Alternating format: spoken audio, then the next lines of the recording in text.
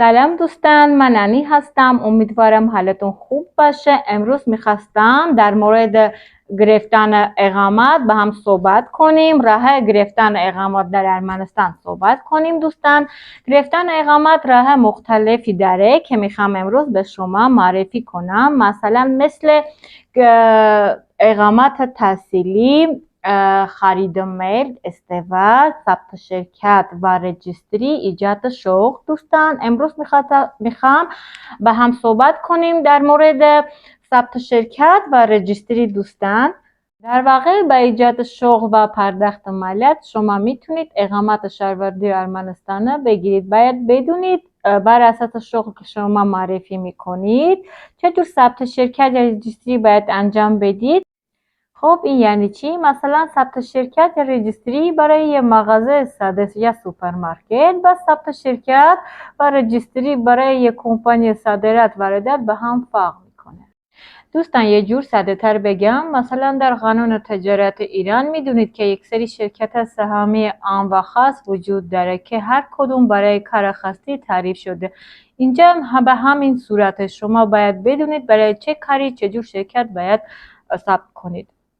اگر شما موارد قانونی رو میدونید، خودتون کار رجیستری و ثبت شرکتتون رو انجام بدید که یه هزینه اداره داره که به اداره رجیستری پرداخت میکنید.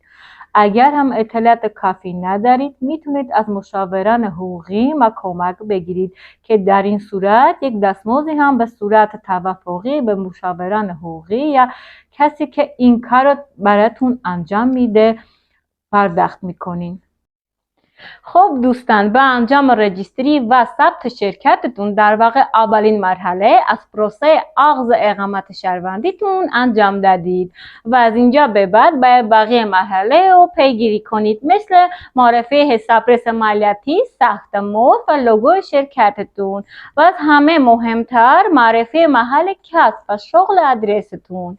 یعنی شما حتما باید محلی رو با خرید یا اجاره به عنوان محل شغلتون معرفی کنید، چون از اداره مرکز پلیس یا همون اویر باز رسمیت تا گزارش بده و ببینه که شما واقعا مشغول به کار هستین یا نه.